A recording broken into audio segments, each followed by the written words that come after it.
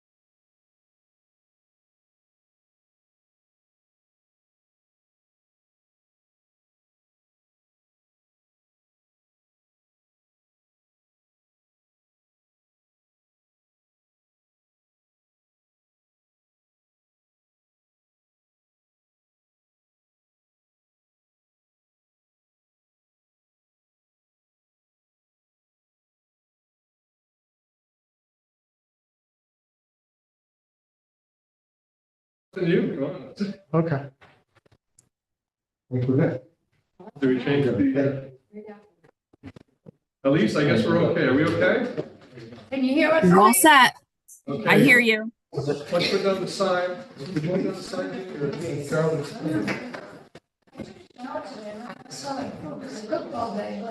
So let me call the committee, the Public Safety Committee meeting to order. We have Carol Lincoln with us, Jeannie Edwards, Michelle Hirsch, Drew Andrews, so we have a quorum. And we can dive right into the meeting agenda. The first thing on the agenda is a discussion of lead paint and health concerns. And we have guest people from the Ulster County Department of Health, Tim Rose, PE, who is the Director of Environmental Services, and Jim Rodden, who is title I didn't write down. So Environmental health manager. Environmental Health Manager. We did send some questions over, but I don't know if you want to start, if you want to start us off, or we can start with the questions. I'll leave it to you guys. You can come sit with him. Yeah, come on up. Yeah, don't be backbench. Just come on. And Tim, you probably should be over here so that they can see you on the, all of our fans on YouTube. Wouldn't want to look at the back of your head. So by way of background, I'll give a little background. You know, we discovered that there is lead paint and lead dust in the Andy Murphy Center, and people are concerned about it. So we figured the first place to go would be to the Department of Health to see if you guys had any insights into the risk and, just to kind of give us a primer in where we are with lead. Sure. Would you like us to start off with the questions that were sent? Sure. Yeah, you sort of go down through those, would that be best, and then we can follow with the questions afterwards? Oh, you have, big letters. I didn't bring my glasses. No, this is good. Big letter. Much better than this thing. Well, first of all, yeah, I'm the director of environmental health services, and James is one of our environmental health managers. The reason I brought James is an expert. He's been doing this for many, many years. He's also certified in lead. What's your official title, certified? Lead and environmental protection agency, lead-based paint risk assessment. I've had my risk assessment license for about 20 years now, it's a long time. James has had a tremendous amount of experience in the field, as in the office. Again, he's really our expert in the office, so we'll bring him along with any technical questions that may come up. So, probably the best way to do this is, I'll read the question out if you like. And then James and I can bounce back and forth and see if we want to elaborate on it. So, is that acceptable? It's perfect, yep. Okay. What level of lead exposure is considered harmful to children? And does the lead paint in the center, if it's used by children, rise to the level of being dangerous? Well, there is an action level that the EPA has. It's 10 parts per billion, right, James? For clearance standard for a floor, it's 10 parts per billion. That would be dust, versus the X-ray fluorescence detector that we use to test the paint on the walls. It's a little different. Frankly, there's really no safe level of lead. It's toxic. It's just the human body doesn't need it. Any amount of lead is it's not good. Unfortunately, we live in a lead contaminated world. It's zeros.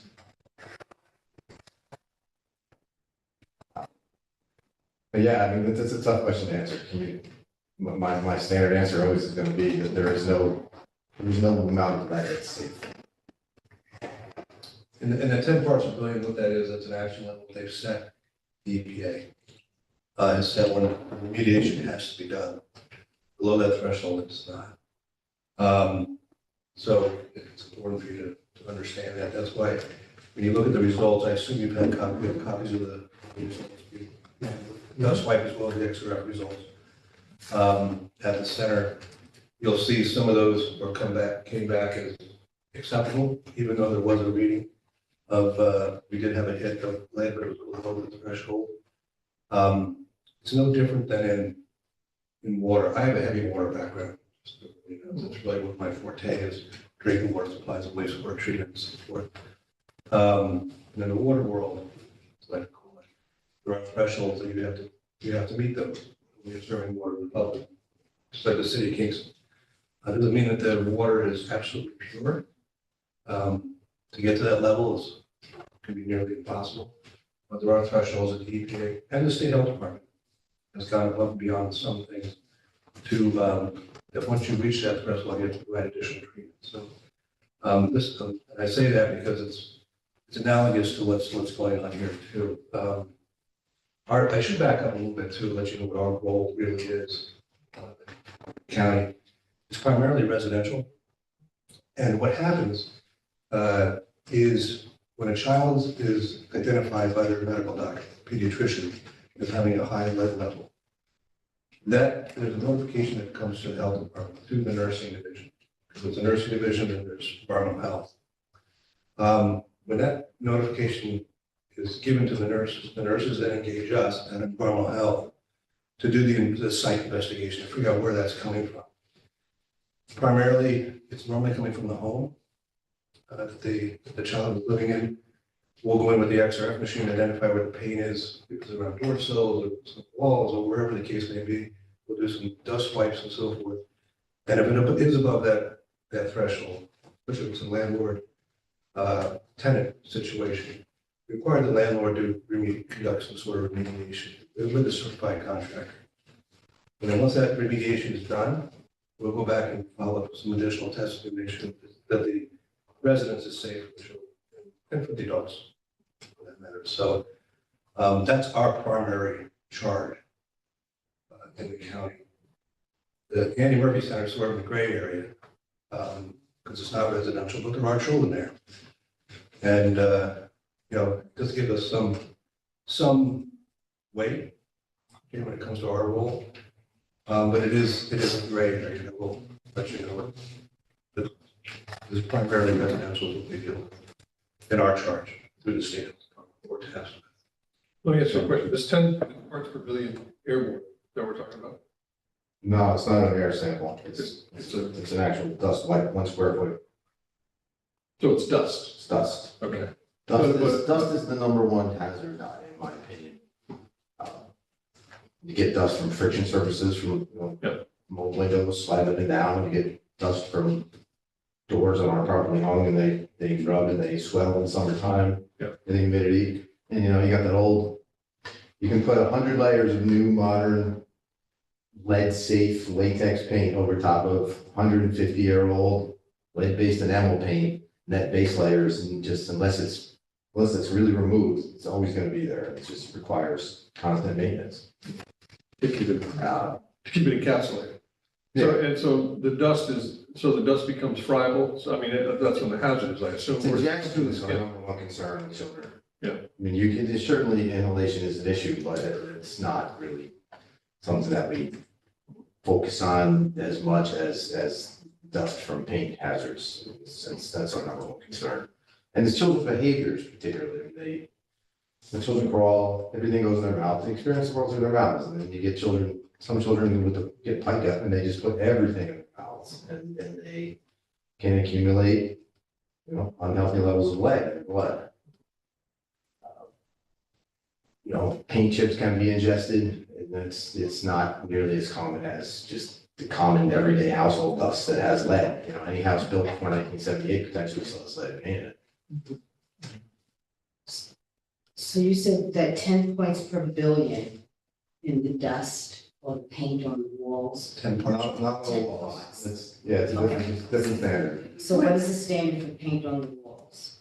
Paint on the walls, we do our testing with an instrument called an X-ray fluorescence detector. It's called an XRF. And that reads in milligrams per square centimeter. So it's just testing a spot about the size of the aperture on the instrument.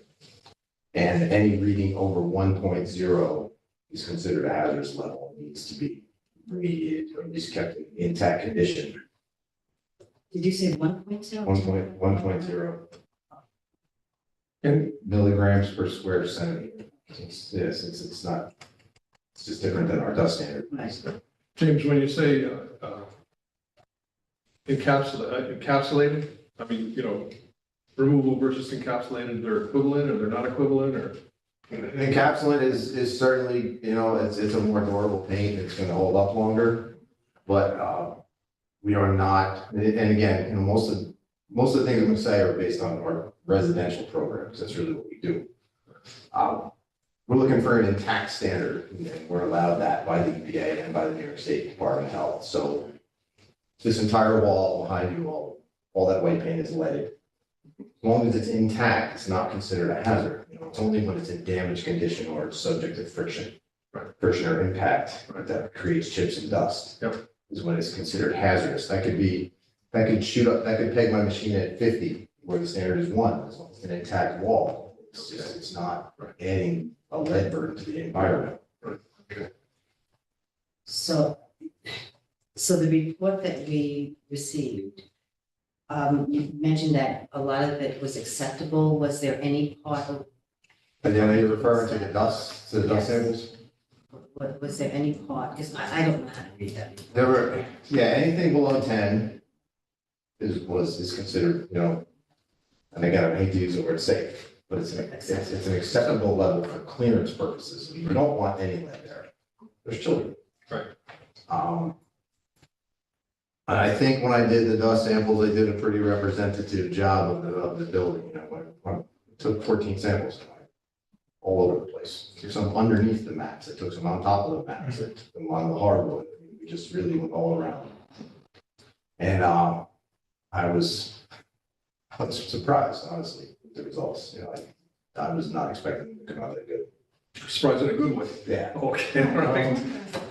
You know, when we went there, and did and took some shots with the XRF in February, prior to taking dust samples, you know, I really impressed upon the staff the importance of wet cleaning.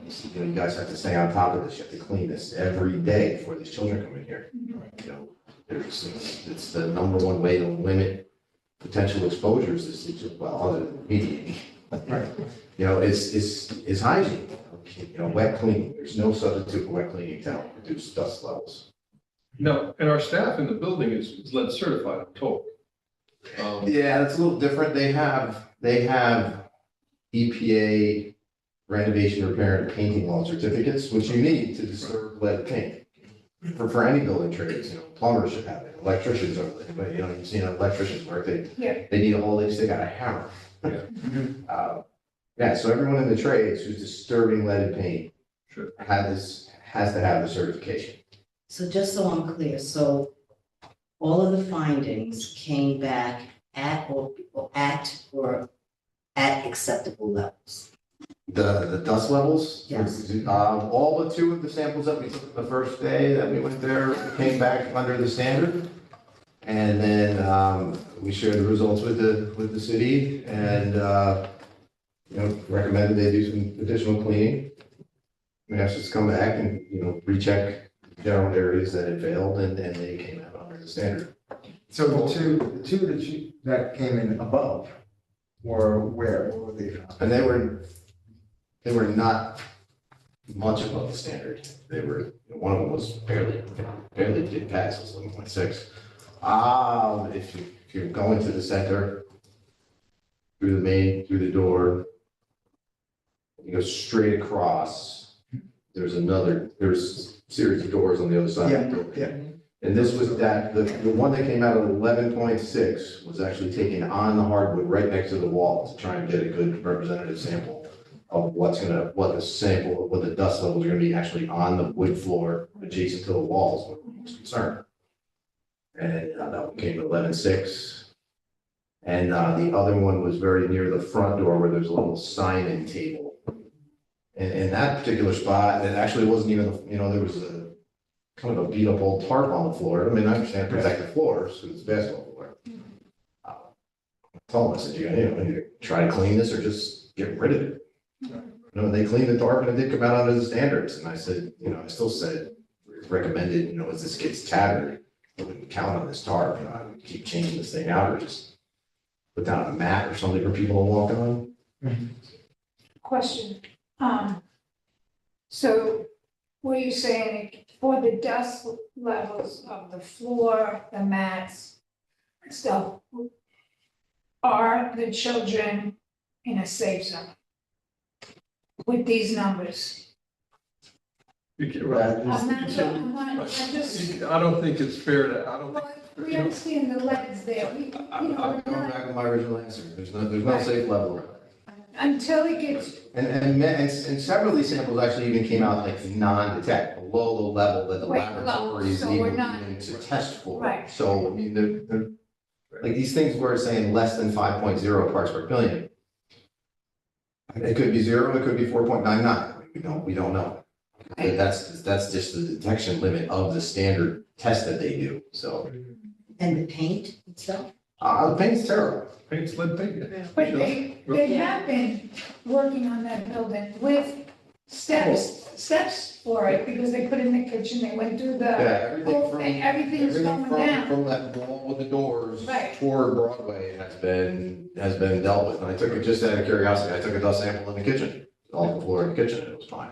Fine, And there's money, I mean, we have, we're gonna renovate the building, we have Right. money, so this is a temporary situation. right. Michelle? Yeah, so you said that your program is mostly residential. which I understand, but do you do daycares as well if there's an issue?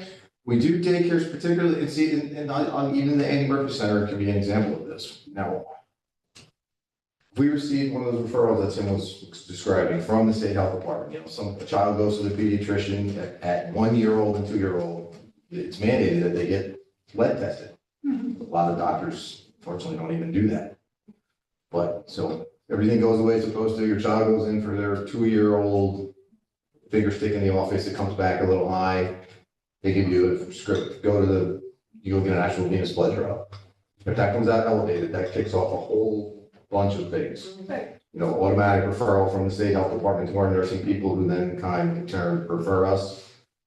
And we will go to the child's home, and do a full-on lead investigation in the home. As part of that investigation, we ask, where do your kids, are there secondary places where your children spend appreciable amounts of time? And if they had said, yes, my child goes to the Andy Murphy Center 3 days a week, we would have already been here. We wouldn't be sitting here having this conversation right now. This already would have happened because we would have gone there and trying to search out every place where this child is accumulating lead from. For better or for worse, we have never had a referral come for a child who spends time at the Andy Murphy Center that I'm aware of. I've been in this program for over 20 years. Maybe it's just bad luck. Let me ask you one other question. You said that that when you tested, 2 came back bad. Because they dust, we're still talking about dust. Yeah, and they remediated, and then they were okay after, they were acceptable. They re-cleaned the areas Right, okay. and they came out below the standard. I have a question about the gray area that you were referring to. What does that mean? That means is actually what James was referring to. If a child is identified with high lead levels, and it's not coming from the home, or it might become from 2 different areas, we don't know that. And we were to identify that, or bring that child and identify the fact that that child has been spending time in the Andy Murphy Center, and there's high lead levels there, then that could trigger that. Okay. There's an actual distinction in the law. It's based on the number of hours a child spends in a facility on a monthly basis. And from having conversations with folks at the Murphy Center, it's close to being what we would call a child occupied facility. Right. That's why you're running into this gray area. So, and one thing I do want to just try to put things in perspective too. One part per billion, when you say that, that's one drop up again in the water world. Okay, that's where I come from. But that's one drop in 100 Olympic-sized swimming pools. So when I That's perspective. It's very difficult to achieve less than 10 parts per billion. A lot of people, when they have work done in their homes, we have to go back 2, 3, sometimes 4 times to clean over and over and over again to finally get under 10 so that we can actually say, yes, now the job is closed. And you'll see in your annual water quality reports from the city of Kingston, 1 part per million. Think of it as one drop in Olympic size. And then it's 100 times that. And then, then there's parts per trillion. Water gets a lot of the publicity when it comes to children with elevated lead, water and paint. Really, Right. not nearly enough attention is paid to dust. The standard for drinking water, which was considered a violation, is 15 parts per billion. So it's half again more than it even is in dust, and that should just tell you how significant dust is as a hazard. Right. Michelle. So when you have a situation where you find lead in a home and it has to be remediated, is the family required to move out? Are the children still able to live in the home? That's a decision up to the parents. We do not mandate that people move out. The only situations where we will not let the child return to the residence is if they actually need medical intervention, which is Okay. for kids with extremely high blood lead levels, over 45 and above. Okay, And the hospitals have an agreement with the health department that they will not release a child back into an environment that has any lead hazards. But other than that, we don't make people homeless. We make them aware of the hazards, make recommendations on how to mitigate the hazards, but being homeless And then- is worse than being. yeah, and then say it was in a daycare center. a hypothetical situation, you go in, a child has lead, and do you go out? Never had to Set you out? close, never had to close out a daycare center. Okay, It's just, it's But it's you've been never, in them. we haven't been in the secondary locations. Okay. Yeah. but if there were a high level. If there were lead hazards, they would be mandated to remediate. But Same would thing would they happen be, with- would they have to close? Would they be ordered? to Yeah, you close? can't have children around when you're doing the work. Yeah, that's also the case with residential jobs as well. The landlords and the contractors have to make arrangements with the residents, so they're not there during work. Creates That's the most dust. dangerous Yeah. time.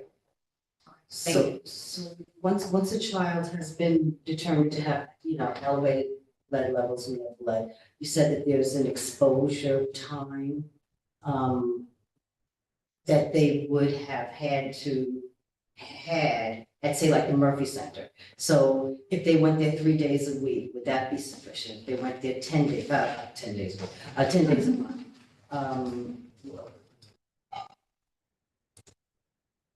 Child occupied facility. Child under 6 goes to the same facility twice weekly for a minimum of 3 hours. For a combined weekly total of over 6 hours is what makes it designated as a child occupied facility. Okay, 2 times a week, minimum. Minimum 2 times a week for at least 3 hours. For combined annual visits of at least 60 hours. So that's why it's great, it's complicated, because these kids, you've got different kids all the time, going in and out of those programs. It's different if it was an actual full-on daycare center where the kids are there from 8 to 5 while the parents are working. That's obviously a child occupied facility. Annie Murphy's a little different animal. You've got older kids that go in there and play basketball, you've got senior citizens go there for events, you got voting. Drop in for little kids, yeah, it's a mess. It's not drop-in, I mean, the parents are there. Oh, okay, Yeah. all right. During Yeah. drop-off. All this information is also on the Ulster County page, right? We have videos up there, on the Ulster Health Department, yeah, Ulster Health Department. Yeah, there's a lot of information There is a lot about of mediation, it's a lot. There is, plus if you go to the state health department too, Yeah, the state health department has a lot. yeah, the health, and they refer to the state. And the Environmental Protection Agency's website for lead is gigantic, epa.gov/lead. Yeah, those are probably the 3 primary ones. They have free training, is that something you guys do? Yeah, we all. Free training? Yeah. Oh, yeah. Yes. Well, the training is the training that was referenced earlier, the EPA renovation, repair and Yeah. painting. Yeah, we fund that through a grant, we give we give the class for free. There's a lot of really helpful information out there. I guess at the end of the day, what your recommendation on whether the Andy Murphy Center is safe? I mean, is it safe for our children? At the end of the day, as a parent and working with parents, bring their children there, we want to know that it's safe. As they go on to their next project, as their stages go through, they will address. Yeah, Well, next we year, have- it's the next project to be done by the city. Right. The money set aside, after the stadium, the Andy Murphy Center is Yeah, next on the list. So, sure, that's what, so who answers that question? you He can, does. Tim. Yeah, he's the boss. Tim. Really got to touch that question. let me interject. I think it's safe to say that the Andy Murphy Center lead levels are below the standard. Right. I don't think anybody's gonna say that lead is safe. Okay, so it's below the standard in terms of dust, it's below the standard in terms of the paint. Well, No, The paint's, dust. paint is a different animal. paint's a whole nother, it's a whole Okay, other so animal. that's Because the the conversation. subject is about the dust and everything like that. Right, but that's, When I was a kid, the whole deal was, kids used to eat paint. Oh, yeah. It tastes sweet. It tastes sweet and they get lit, So I would expect that if you were still eating paint, you'd probably have a problem. Yeah. Suggestion is. I guess, yeah, no, I guess this is all to be able to write some sort of a release, some sort of a memorandum to people that would be interested. So I want to be able to address both sides of this, the dust and the paint. Yep.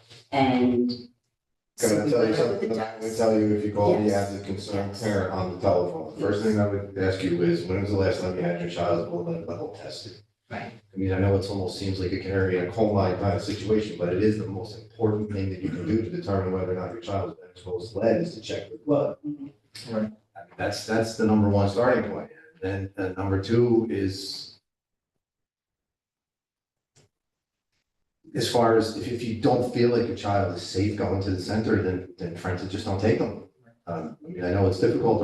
I'm a parent. I had young kids once, and I know how hard it is with daycare and school and everything, but if it was a situation I felt wasn't safe for my children, I wouldn't put them in it. You know, no one's required to be there. And as representatives of the city, the one thing I can tell you too is that, you know, it's important that the staff keep up with the cleaning. Right. That's essential. Yeah. Absolutely essential. It works. And the way they're going about this cleaning is obviously working. The results have shown that they're doing the right thing.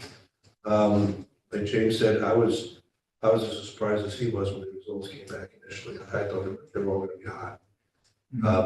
But they were doing a good job. We went back and retested, and the levels were low. So the staff is doing a good job. Now, with that being said, too, when we go there and do these dust samples, it's a snapshot in time, right? So the day we were there, that's what it looked like. What happened 3 days after that, I don't know. Again, I'm going to revert back to the water world. But we take water samples in the water distribution system. The city of Kingston, your guys are taking samples of the water. That's a snapshot in time. That's what's happening on that particular day, at that particular moment. It's not all what's happening throughout the year, but that's the way the testing is done. So it's important for everybody to understand it too. But from my vantage point, it looks like the staff is doing a good job. They obviously know what they're doing with the cleaning. And I would just say they have to keep up on that. They have to. A moment in time is not gonna change anything with the paint on the walls. Right. And we know there's lead there, it's not going anywhere. Fortunately, they're not friction and impact surfaces. Friction and impact services. That's, like I say, it's Right. windows and doors, the biggest contributors to lead dust you're gonna find, other than very poorly done demolition jobs, of course. You can contaminate, the heck out of a residence if you're not using proper practices. But, any environmental sampling, I mean, it's a moment in time. So there's a lot of programming for seniors there, and so they're not particularly at risk. Seniors aren't crawling around on the floor, putting their toys in their mouth, they're not likely to get it, ingestion is not gonna be an issue for senior citizens there to play bridge. I mean, it's just not. But Can I ask you a question? So for a recommendation for peeling paint, that sort of thing, until we can get full remediation, what should we do? What do you feel we can do? So it'll block off, isolate these spaces, what should happen? So at least parents and. Just keep cleaning Well, no, if the paint is peeling, Oh. then what do we do? Something like that. They should, well, if the paint is peeling, that's one issue. That's a separate issue from the dust. I mean, if you've got paint chips falling on the floor, which I don't remember seeing, maybe a little bit of paint chips on the floor, I don't recall, but, I mean, you could, now, let me before I answer that. I was told recently that your children's programs are no longer occurring or something, or they stopped? The end of March. Right. Oh, okay. Yeah, there's So- definitely in the summer. So, someone told me that they thought maybe the children's programs were ending, so maybe this might not be an issue. They said, but they weren't sure, and so I said, okay. We should be in March, next couple days, Yeah, next Tuesday. that's what we were told. Yes. Well, that's a great thing, if you don't have, if you want, young children that are going to climb around the floor and so forth, that's great. The children's program is it's just a substitute for the park, basically. Yeah, Yep, precisely. So now the kids are gonna resume outdoor play. Yeah, bring us here. Okay, so that seems to resolve itself there, itself, so, yeah, so that's a good thing. One of the questions that you guys had sent over was, was about inhalation and what could happen there, and So you could hire a consultant that actually is certified in air sampling, which air monitoring, which we are not. You know, that'd be something you would have to be a third party vendor that you would hire. And, you know, they have basically vacuum, their canisters would have a vacuum on them. Yeah. You discharge them and then, yeah. We had it for days. And then it's there, some of them are there for days, some are there for a week, you know, it's all about 24-hour standard. Yeah. So that's certainly something that if you're concerned about, you know, inhalation hazard, you seek out that service from a laboratory who is certified. Another thing that I thought about was the older kids play basketball. And I know, like, one example that I know of is, I know that there's been concerns about the soccer fields with the artificial tire permits and things.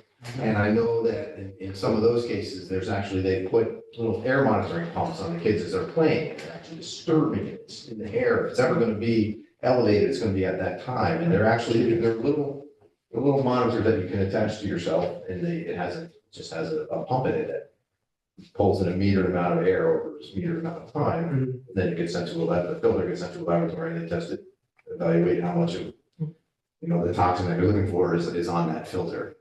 And that's certainly something that going forward, if the building does not get remediated, it's something you could investigate too, because that's the worst case scenario that I can think of in that building, is when the kids are running around playing basketball. Or the adults are playing volleyball at night, I think, right? Which was another reason why there was a couple spots where I actually did peel up the pads from the floor and actually test the gym floor. And just to make sure that there wasn't excessive dust actually on the hardwood itself. Came out fine. Okay.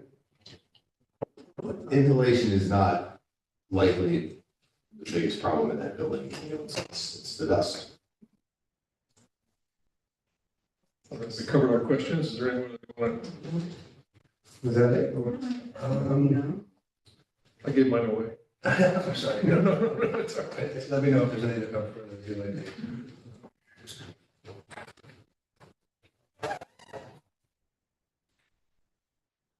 A lot of encapsulation, yeah. We talk about abatement procedure, which is encapsulation, if I'm not mistaken, or removal. They did a lead abatement when they renovated the kitchen. So I assume that, I don't know what it is. They also did asbestos too. Yeah, they did. I apologize, I had a little bit of sore throat that just started this afternoon. So, Well, I mean, I know when they did the kitchen, that it was plastic, that real heavy plastic, they did quite a good right. job there. So, and I know that there was plans when I was working for the building department, there was plans to continue. There was phases. Everything, everything in phase. So when were the last tests done? Which, James, Last dust test, the two areas that did not pass on 3/5 were retested on 3/15. What year? Oh, just right now. yeah, just a few weeks ago. and just so you know what we do, we put down a template, one by one template, and then we went that area, within that template, so we get an exact one by one, that's how it's measured. And then that white is going to do a test to see it, and then send to a lab in Michigan. And we usually get the results back in 3 days, 4 days, something like that. So, One question is, are free lead inspections for Kingston residents still available? Absolutely. Okay. Yeah, we have two lead programs in environmental, that work, side by side. We have the lead coordinating program, where children have elevated blood lead levels, and we receive those referrals, and those are mandated. We give them a referral, we absolutely positively must inspect that residence. The other program, which I need to refer to there, is the childhood lead poisoning prevention program. And that if, as long as you live in the 12401 area code and you have or zip code, and you have any concerns about the paint in your home, either as an owner or as a tenant, you call us and schedule an appointment, and we'll go and do an investigation, and find hazards, and we send the citation. But it has to be 12401. It has to be, well, 12401, and it's also now includes Ellenville and Saugerty as well. Good. I don't know if anybody else have any? Another thing that is coming, which is gonna start to get a lot of publicity, is the New York State landlord lead registry. Lead safe certificates are gonna have to be issued by the Department of Health to any owner of a home built before 1980 that has 2 or more rental units in it. Every, I'll keep you we're guys. looking at over 4,000 inspections just to get the program started. Yeah, Mhm. 4,000 It's a huge, huge lift. Okay, so what is it called, the It's landlord? called, it's the New York State Lead Rental Registry, and don't quote me, because I can't tell you it's 100% because it's a program it doesn't really even exist yet, it's just legislation at this point, and it's in its infancy right now.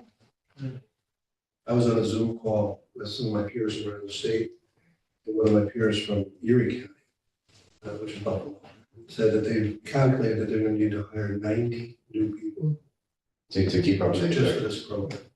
And this is any, this is like lead paint, this is any lead in the building or any, It's lead paint, started specifically about lead paint. so any building older than 1978 is gonna have a problem. Probably, possibly. Unless it's recently been gone over and all the paint is intact, and then in which case it would only have to pass dust samples. Okay, And as So- long as the dust samples come back below the standards, then they would receive their certificate to rent. right, that's the piece I missed. This will have a huge impact on lead levels in children. It's gonna take a while, but after this has had some chance to really get working, my hope is that, we don't have any more lead poison kids. And again, that was specifically identified just for 12401 Yeah, zip code. There there's a are, Monterey one to register for that, yeah. I think there are 17 counties involved in this program. I think that's the world I live in. Yeah. For the most part. But yes, that's coming up actually. Due October. You're right. So let me summarize my understanding of this. You guys are correct. First is that when the snapshot in time, when it was tested, it was below the standard in all but 2 cases. They cleaned it and got the place below the standard at that time. Yep. So the staff should keep up with cleaning. They appear to be capable of doing it so far. They've done it so far. So that's the thing. Staff should keep up. The results suggest that they're doing a That good they're job. doing it right. So staff should keep up cleaning. The other issue is if people are concerned, they should get their kids tested. Absolutely, the most important thing you can do with your child is, if you have a toddler, is get their blood lead tested. Yep. There's no other way to know. And when we renovate the building, there's a ARPA money put aside to do this in the next year, that should solve the problem. My only suggestion, what I would make in this case is start to finish, don't try to do a section, clean it, bring the kids back in, but once you start this, it should just grind it out and finish it. Clean it when you think it's clean it again, and when you think it's clean again that time, clean it again. Then, dust clearance samples can be obtained at that point. Now, with the roof repair, the repairs to the walls should hold up. I mean, it's very clear, a lot of it's water damage to the paint on the walls and that plaster. Mhm. You can really see it. Old buildings are great. And use us as a resource. Yeah. You have my card. If you have any questions, please call me. And if I can't answer your question on the phone, I guarantee I'll get the answer for you. Consult James. Throw James. in there. And we'll get an answer for you, any type of especially technical questions. Every once in a while, once a month I have community meetings. Would love to invite you, in the next month or 2, to talk to the community about any questions they might have. If I can make one suggestion, Sure. my boss, the Commissioner of Health, her last day is tomorrow. Carol's leaving? Dr. Carroll is leaving us after tomorrow. She's retiring. You seem like, yes. So actually, she was right here tonight, And because of her, she's retiring, she said, Tim, would you please go to my place? And I Yeah. said, well, if I'm going to your place, I'm bringing James, so. So that's how this came about.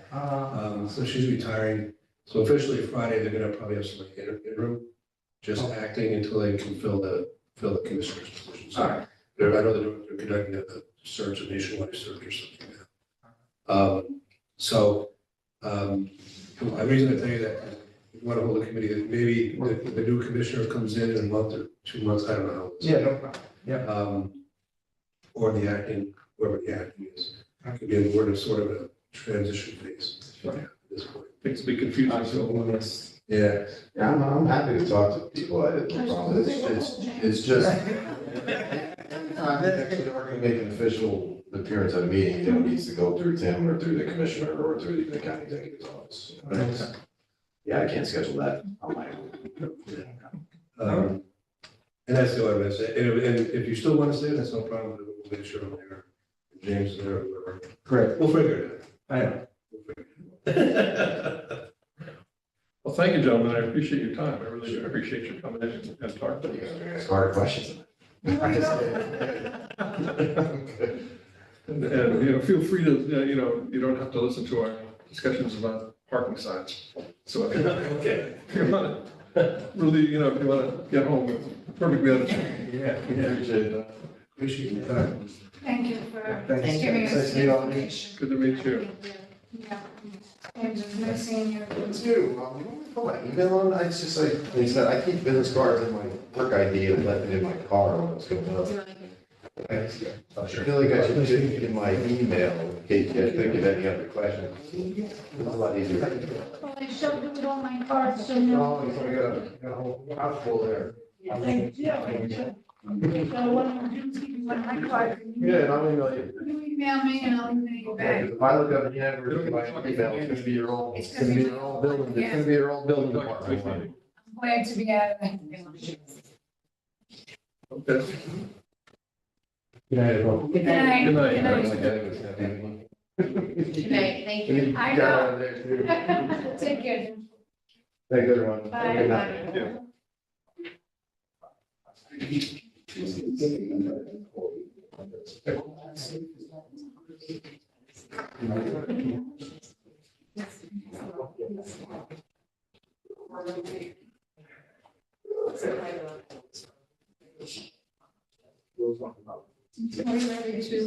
continue?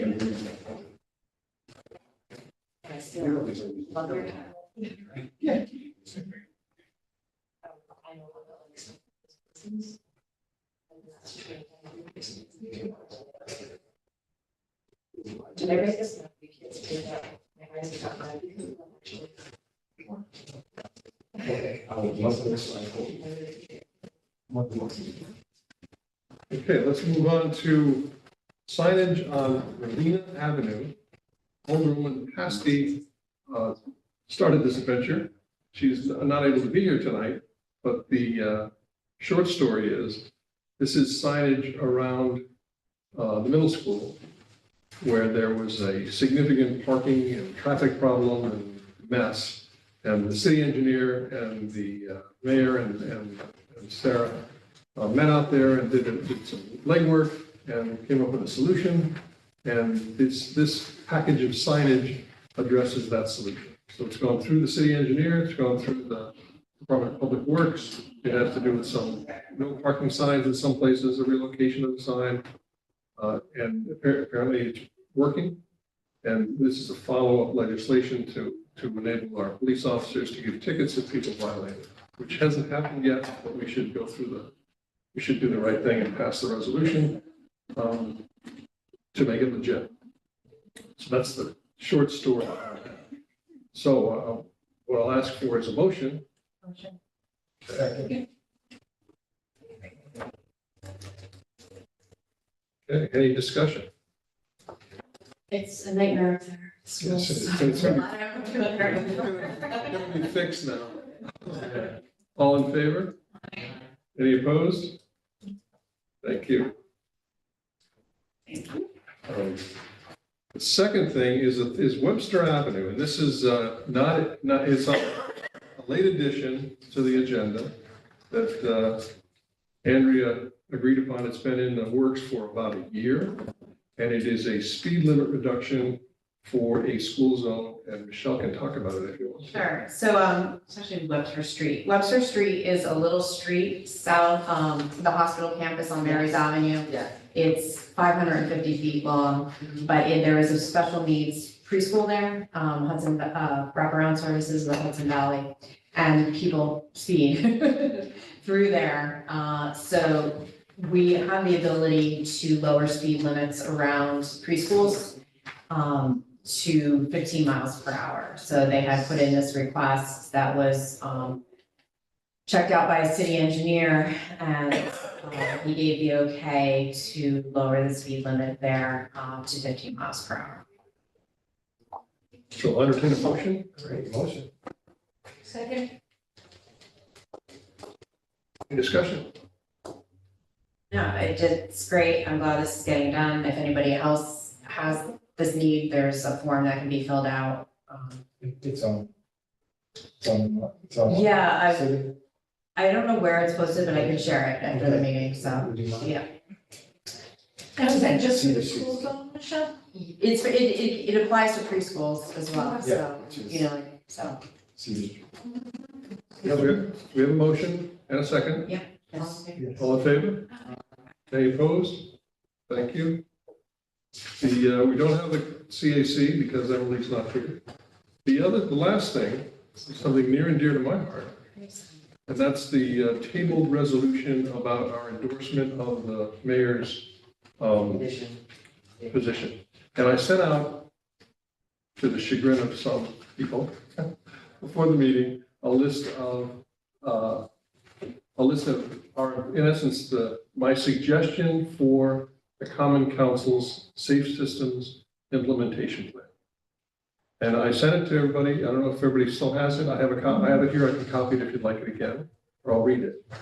It's 5 items. I've run it through I've talked about it with the mayor. I've talked about it with the Complete Streets Advisory Council. Bearing in mind that we are not implementers. You know, we can only do what we can do because we are a common council. We are not, we don't get to do stuff as much as we would like to. We fund stuff. So the 5 things that I suggest we add to this resolution as our implementation plan, which was my understanding of the complaint of some of the people that objected to our endorsement of the mayor's memorandum of executive order. I'll go through them. Lower the city speed limit to 25. That's something that we have to do because the existing state legislation, which enables that, is problematic. And I've had a conversation with our assemblywoman about that. In essence, when they passed a resolution last year or 2 years ago, that allows cities and villages to lower their speed limits to 25, they included what I describe as a poison pill in it. So you can't do it unless you do this very expensive study that really isn't going to support it. So you can't just do a blanket lowering to 25. In my opinion, we should be able to do that. And the example I use is that if we were going to do a subdivision, we just pick a speed limit of 30 and it happens. We should be able to do that in the city at 25. It happens in New England all the time. New York City is exempted. They can do it. The assemblywoman has to change, or somebody has to change the legislation to enable us to do that. So that's a long way of saying, let me read what I said. Requires the state legislatures to modify Bill 107A, which amends the LMT law, allowing cities to establish lower speed limits after a study based on the MUTCD, which is the Manual of Uniform Traffic Control Devices. Replace the MUTCD with NACTO, which is the National Association of City Transportation Officials methodology, and lobby our legislators to make that change. The MUTCD methodology is reactive. Okay, they measure the speed that people are traveling, they pick the 85th percentile, they say, okay, that's where your speed limit should be. NACTO allows you to have an area-wide speed limit that's safety-based, where you can just say, I want it to be 25 because the impact of a 25-mile-an-hour vehicle on a pedestrian is significantly less than the impact at 30 or 45. So we should be able to do that without So we should be able to do a proactive speed limit reduction, not a reactive speed limit reduction. So that's one. The second one, which goes to lobbying the legislature, is to allow us to use speed limit cameras for enforcement, which New York City can do, but we can't do.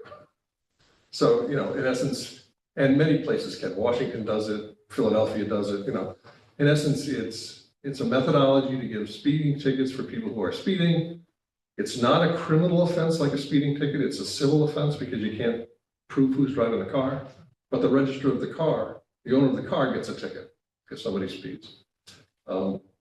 My son only got one in his career in Colorado. I'm sorry, would we be doing that just around schools? Because I think New York City just did. New York City schools. does schools, but they also have expanded it to be able to do other areas as well.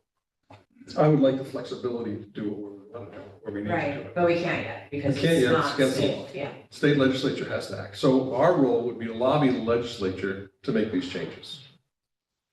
Secondly, is to create a small fund in the 2025 budget to allow for funding of some of the installation of low-cost traffic calming measures. Right now, if we were to ask the city to do it, the response we would get is we don't have any money to do that.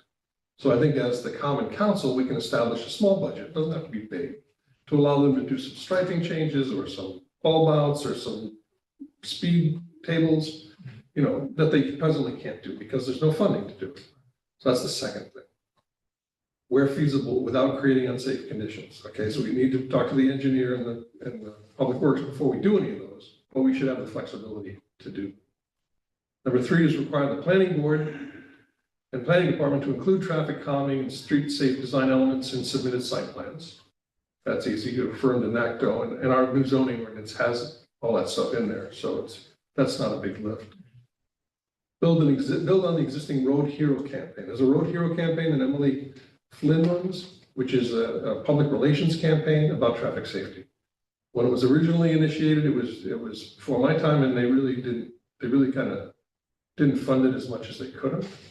So she established the basis of it, and she has some, you know, logo and some stuff around it, but it hasn't really taken off because we haven't spent the money necessary to do it. So I would suggest that we want to add some money to that so that we can start to do that. My belief, which is somewhat of an outlier on some of these traffic safety people, is that peer pressure and community pressure is going to result in safer highways more than enforcement. And the model I use is people don't drive drunk because of Mothers Against Drunk Driving more than enforcement. You know, people wear seatbelts because, you know, society decided we should wear seatbelts, not because cops were pulling people over for not wearing seatbelts. You know, you have to get, I believe, you have to get the society as a whole to embrace these things and say, you know, you're going to wear seatbelts, you're not going to drive when you're impaired, you're not going to speed, you know, and I don't think we've done a good job at engaging society in that pursuit. So that would be why the Road Hero campaign might be effective, might be more effective. And the last thing is to include traffic calming and safe system design elements in city-funded transportation projects where feasible without creating unsafe conditions. Our city engineer already does that. He does a good job of that. He understands traffic calming. So I think that's an easy lift. I don't think you have to twist his arm to do it. Yes, ma'am. I think that these are all great, but I think there needs to be an element where when something's not working, like we put all this in, but then if something's not working, we have a lot of crashes or there's issues that we get data and something can be amended or figured out to respond. I smile because data, traffic crash data, is notoriously difficult for people to get who are not in law enforcement or in planning department gets it, but they get it stripped. So, you know, Ulster County Planning is presently doing a data collection and data analysis stuff, and the Complete Streets Advisory Council, it's public, it's on the web. Right. But it can't be, the whole motor vehicle stuff is, they get into this whole secret stuff about who crashed. You know, you can't use names, you can't use, you know, this whole blame assignment stuff. It gets very complicated. So I don't have any problem with that. Right, well, even if it's not data, but it's more about the idea of if there's some kind of issue that it comes back to be re-examined, that Right. something's not, it's just not fixed in time because we designed it that You way. should be flexible, right, well, right, but you would be, that would be part of a design process typically. I mean, like with the roundabout that they just built, they'll be back in a couple of years to see, okay, how'd it go? Right. Did we do it right or not? What would you say? What would you be? I don't know, I was just looking at stuff today and I actually found, the US Department of Transportation, Federal Highway Administration, and they have a whole list of Vision Zero action plans from Right. across the country. And they just seem, like very robust, that they've had consultants come in Mhm. and help design them, so, is this just like still a resolution, or are this is our action plan, like these Well, are? bear in mind, what we can do versus what the administrator can do. Mhm. You know, Oh, I know. we can't do much, And I struggled when I wrote this thing, okay, what can we do? Can we, what can we enforce? What can we, can we tell the police to go out and enforce more? Well, not really. We can maybe provide some money for them, but we can't tell them what to do. That's the mayor's job. Right. So I struggle with that, Mhm. with exactly what you're saying, knowing more about it, it's, So then why do this? well, I think we can do these things. I think there's five things we can do. Yeah, I mean, we're working on some of Yeah, them, so. And I think we can formally say, we're gonna do this, and I talked to the assemblywoman, and I'll continue to, and we'll see where that goes. Yeah, NICOM is also, Yeah, we went to Yeah. NACTO, was a policy change, which we could do. Gene? You go to the city, you go to Lloyd, everybody knows where Lloyd is? Mhm.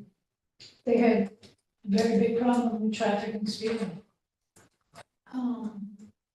Took 15 years, you go through Lloyd now, there's no speeding. Everybody in the United States knows that Lloyd, you follow those signs or you get pulled over. Why are we not doing that? I mean, we could go through all of this, but let's be honest. Why do we keep investing monies in stuff that is so right in our face, the answer? If we don't, and I stick by this, and I might not be popular, but if we don't enforce the laws that we have, why do we continue to spend money to realize that we have to go back to enforcing the laws that we have? In the long run, this all sounds very nice, but plain Jane over here, if I know in the town of Lloyd, as soon as you get to Lloyd, you take your foot off the gas and you slow it down, or else you're gonna get a fine. And they're very strict on it, and they don't have, and we could do a study on that, because they don't have half of the speeding. And people learn real quick. And you might not agree, but I think my opinion means something. And I think that going right down the road and doing a study of them, and calling them, and having maybe them come speak and say how many might be the answer, instead of let's have another big investigation when it's right here, You know, you know? I understand what you're saying.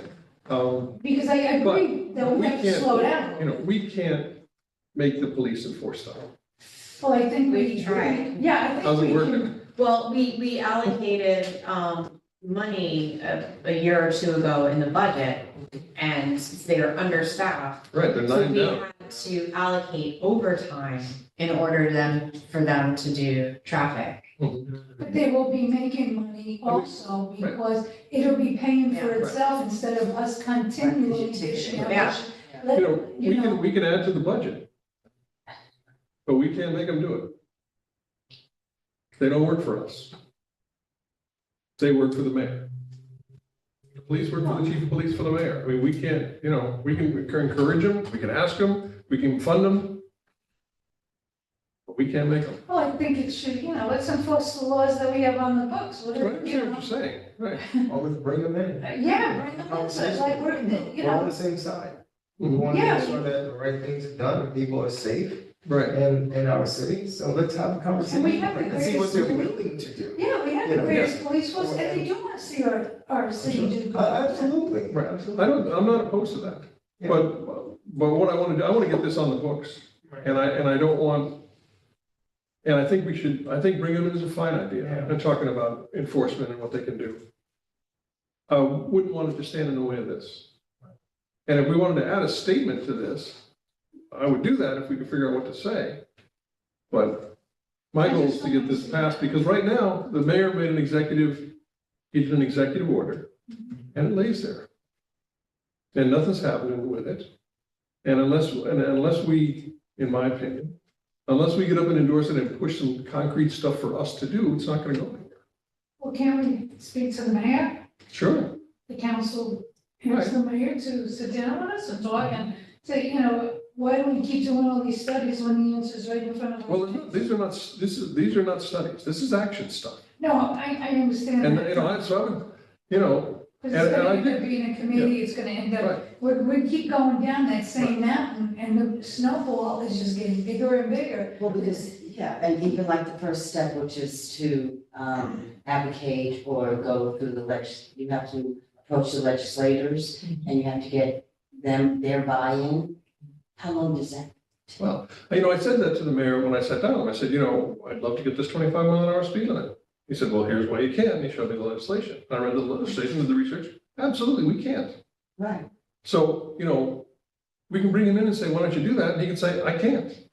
So Yeah. the, But what they can do, that we can send, we can do a resolution calling on them to please, there are letters and resolutions that are going around Mhm. that are being sent in. Tim Rogers did one, New Paltz. Like, that is something, a tool we can do. To do enforcement. No, to, about the legislature. Oh, right, I think- bringing down yeah, the speed limit. Which is why I think, which I would like to add this to the tabled resolution Mhm. and move forward with it. I'm okay with bringing in the chief of police and the mayor and saying, okay, we are committed to this. We showed our commitment with the resolution. Let's talk about enforcement. Let's talk about a budget line that we can put in to next year's budget that will allow us to do some of these physical improvements that people would like us to do. Let's talk about, maybe another budget line to add to police enforcement, Well, it would pay Even though for we're nine- itself. you know, we're It would nine guys- literally pay for Well, yeah, but itself. we're 9 guys You down. have one, you have. And that's what he's And doing. I understand they're so overworked, Right. I get it, just like everybody else, more for less, and, we do it, but if you hire somebody just for that, there you go, the I'm sure. parking enforcement pays for itself, you don't think that you put somebody on Broadway, it's gonna slow things down a little bit? I'm sure the chief would love to hire somebody to do that. If you listen to him, well, you listen to him. I mean, he's got a serious problem trying to find people. Yeah. Well, I think we're up quite a bit, I think we only need, what, eight more, less than 8? So. 8's a pretty good, 8's 10%. that's a lot. Yeah, 8 is, it's almost 10% of the force. they're not even getting that many to take the test. Yeah. Yeah. He's saying, you should hear him talk about it. He's talked about the fact that it's been, when he came out of force, there was 200 people on the list. Right, Now no, that- it's nobody. right, It's a hard job to fill. well, Include from with New everything York that's City. going, yeah. So, to ask him to do more, I think we should have the conversation, I'm fine with that, but I'd still like to get this on the record of this moving forward. And that's kind of my position.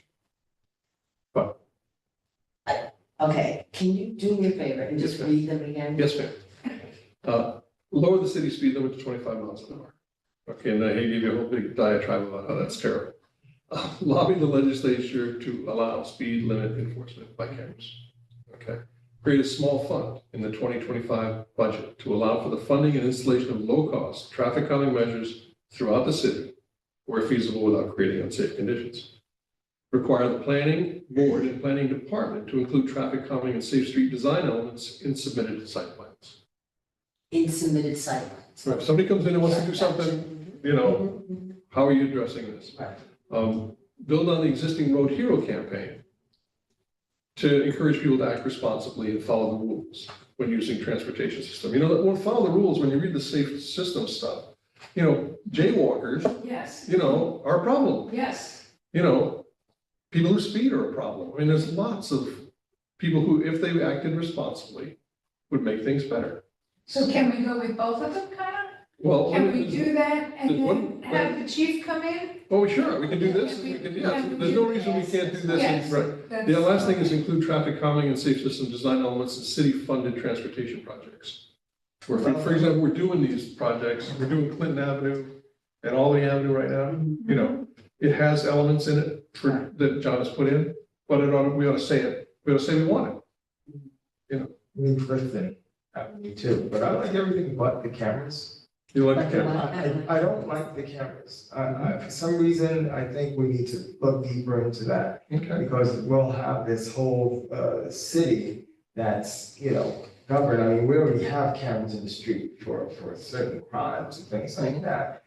I don't know, it feels really touchy for me, and we don't want a city, we're not in New York City. So we don't want to start creating a city like New York City where everyone is monitored in that way. That feels, I'm okay without the cameras as well, what's your thoughts? you know. I see something in your face. We live I see a question. we live in a secular neighborhood. Oh, I okay. think the cameras work if you're going to, it goes back to enforcement. Yes. And that if you want to be able to track someone's speed, then that's the best way to do it, especially on the side streets. I wouldn't mind a camera on Franklin Street. I wouldn't mind one on Henry Street. I wouldn't mind in all these areas until we But you get do these have cut cameras. speed. We do have cameras on Franklin and Henry and. Yeah, but they're not for speed control. Right. Yeah. Oh, They're not getting. okay, I'm sorry. You're not getting We to can't- it. Right, But but our that's cameras- also a problem for me. Well, you know, there's speeding throughout Kingston. Oh, yes, So there's speeding on Clifton, a absolutely. lot of speeding there. Oh, I'm I saying, don't know how, yeah, I don't know how residents would feel. I know I don't feel comfortable with cameras all over the place, watching every move. well, they're already Let me- there, but this let me tell you my- is. Some of them, some. Let me tell you my- It's not live, Speeding. no. The cameras that are there now are not live cameras. Yeah, Well, some of them are. They're not being monitored. Right, They get well, them on see, all their phones, all their phones. yeah, It they, Picks up a camera anytime they want. Right, but no, somebody's not sitting and monitoring. Staring at them the camera. At all times. Okay, Let me tell you my experience with enforcement, which is one of the reasons I'm not as enthusiastic as others. I've been in positions where we have had targeted enforcement. We provided money, we provided police officers, and we came into an area, and we targeted enforcement for speeding. And we gave away lots of tickets. And most of the tickets went to locals. went to Okay, most of locals. the tickets went to your neighbor, okay, or your other neighbor. And it worked for as long as we were there. And the day we left, they were back to speeding. You know, it's not a long-lasting solution, in my experience. Lloyd works because you got that one guy down there whose career is to stop people in and traffic. there You know, You know, We and, all know you know, what- the problem, you know, that's all well and good, but the problem is, you know, someday he's gonna stop, look at that, what happened to that cop in I Queens. know. You know, it's scary to stop a car, I would It's think. totally, yeah. And, you know, that it's, you know, it's not as cut and dried as I would like it to be. So my view is it's better to, it has a place, there's no doubt that enforcement has a place. But I think we'd be more effective if society shunned you if you sped. If society said, don't speed. You know, I think we've been saying that for a long time, as a Yeah, society. but people And speed. it's just getting worse, yeah. Yeah. So I think that there needs to be, you know, a stick in this case. I mean, and I understand what you're saying, the imposition of cameras and it feels like a police state and it feels very intrusive and all of that.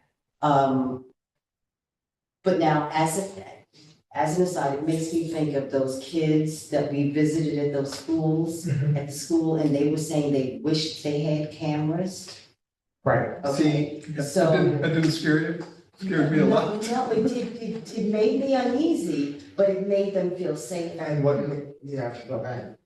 And so I'm thinking, as a community, would it make us feel safer knowing that there are these cameras that can just track speed? And would that not be a deterrent to the kids that, because most of their neighbors, whatever, but people that are speeding, they tend to be local, they tend to be younger. Yeah, And they tend to take advantage of the situation because they know they are not being seen and they will not get a ticket.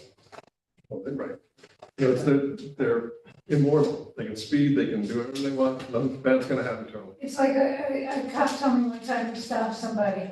He said, do you know that you just blew that stop sign? And he goes, yeah, I've been blowing that stop sign. He goes, I've been blowing that stop sign for 35 years. He goes, well, you're not gonna blow it no more because I'm gonna give you a ticket. He goes, but I live right there. it doesn't matter, you blew the stop sign, Right. you know, it's the same thing. I really love this, I love what the mayor's, you know, Mhm. going out, that really is very good. And I'm behind it, but, you know, like I watch the Indianapolis 500 go down Liberty Street every night, and there's, you know, Right. 2 o'clock in the And, morning, there's. you know, zoom. And here's an argument, if we put this small fund in place for traffic calming devices, it would be within our power to put a speed table on Franklin Avenue, I do like speed tables, which yeah. would solve your problem and would not have a camera, That's and would not exactly, have I do like the enforcement. speed ta- yes, I Yeah. do like the speed tables. The argument is that if physical changes to the system, to the transportation system, is an effective way to reduce Mhm. speed. Right now, they can't do it because it's not funded. Right. If we fund it, we could say Franklin's a problem. People go down there, they speed all the time. We'd like to see a speed tip. Like the one over here, you know, there's one on, Joy's Lane. there's one over by the Hasbrook, Hasbrook, thank you. yeah. I Which do, works. I do like that, I really But, do, you know, you know, And that's something that's within our power to do. Whereas enforcement, we can talk to them, we can encourage them. Well, the speed tables aren't necessarily in our power to do, because they still have to be, okay by administration Right. and the money and. Well, the money would be us. We would give the money. Here's the money. You know, we'd like you to do this. And, you know, then that's a different conversation than, and it has them speed, Yeah, the we cameras have- are great. yeah, they The really feedback are, cameras are he very really good. is Sign, good. yeah, Yeah, he's exactly. getting the data really good, you know, you gotta give credit where credit's due, and, Oh, that's, you know, I see them up, I see people slowing down, you know. Because it's your car that can be damaged, Yeah. so that's the stick. Right. So, I think we should do, let me I make think we a, should do, let me this make a is my proposal. opinion, I really like that, I think we should go with that, let's do the legislation thing, let's do it all, Mhm. but also let's do these other things too. How about if we do it without the speed cameras? I would love it without the speed cameras, I just feel some sort of way. I think once you allow one thing, all these other things will be okay. So there's another camera for this, another camera. Next thing you know, you have a bunch of robots in town. And some things you have to give responsibility to the people who make the community. So maybe there's other ways that we can slow down. I mean, there could be other things that we can do. I love the road hero, is that what you call it? I love that idea. We as the community need to take more responsibility. And I feel that we can do better than just cameras and Yeah. monitoring people like that. There has to be a better way, and I don't think that we're exhausting or looking deeper into better ways to make sure that our public is safe, other than cameras alone. I agree with you, and like, even in the Hoboken plan, there's this I pledge list that everyone, it's for everyone, yeah, Take responsibility. For the user I of the will system. yield to the most vulnerable road user, regardless of the rules of the road. Follow all laws and regulations governing the use of Hoboken streets. Always look out for pedestrians at crosswalks and turn slowly. Never park where I obstruct visibility in a crosswalk. So it's a community lifting up effort, yeah, Campaign. right. What we bring in the county, we bring in DMV, we have the parents. It should be a thing that we do with kids when they're taking their road tests or they're taking their permanent tests. These are things that we make serious and we hold them to it. And again, not everything, even the cameras aren't perfect. We're gonna miss a lot. And we're short on, resources. So my thing is, I feel we can do better. I'm not comfortable calling it a Vision Zero plan. Because I We're think, calling it Safe Systems Okay. Implementation Plan. Okay. Okay, which is, well, I take issue because it's really the same thing, even though they don't think it is. I mean, they do, it is. The cameras that I'm envisioning would just be for speed. And a ticket would be issued based on that speed. So it would not require a police officer. It would just, it takes your picture with, it has your license plate on it. You get that ticket in the mail, Who and you issues have to that? pay it. You're supposed to have law enforcement. Yeah. No. Issue that to the. Where does it come from? It comes from DMV. But DMV, I think, that's law, that's a law enforcement, issues, I think. Tickets Yeah. and. No, I still think that the revenue would offset, A police officer. Yeah, the police Well, officer. we can't even use it now, so I Right. think just strike it because it's not legal. It's Like not the New legal. York State No, you can't do legislation it. has to pass So it, the we- governor has to sign Oh, it. I see what you're saying, yeah, this whole thing is not. You know, Yeah. I mean, if we could, if I get to pick one thing that they got the legislation to do, it'd be the 25 miles an hour. And I that. think there's a bigger Yeah, impact, definitely. there's a bigger impact on that than, you know. I say you're. A little bit over here. I'm not going to So, 28. let me make a proposal. Can I get a motion to amend our resolution endorsing the mayor's executive order about safe systems by adding our safe systems implementation plan that we just talked about. Yes. Are we striking the cameras? So, Are we striking the cameras? We came to the camera. the cameras without the cameras, Okay. no cameras. We make a motion. Yes. And how does it, I'm sorry, how does this Okay. tie into the date? Like, didn't we put a date? Yeah, I saw- Yeah, Well, so Yeah, you want to kill the date too?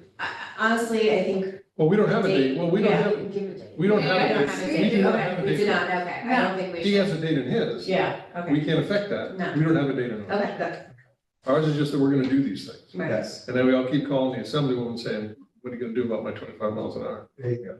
Can we add in also like lowering the speed limit like we did tonight for 15 miles an hour around preschools or? Well, that already exists in the Oh, legislation. We Okay, can do that, but that we're, yeah, you know, I'm so gonna- that we can do. We Yes. can't do yeah, but it's a tool. We passed it. Okay. as an example or as a, I have to- Yeah, like just to put it in that we're, because that is what the mayor asked us to do. Right. When we found out that we couldn't lower to 25, and he said, here's a tool you can use. to lower to 15 Yeah, for schools? for school zones, Okay. yeah. What would I That's say? what I'm hearing. You see, I think, the fact that we can go to 25, Right, and in the meantime, but existing legislation enables us to do the 15, so. Right, so that We should just do be it. part of. yes, That we don't have to put, I don't think we have to put it in this, I think we can.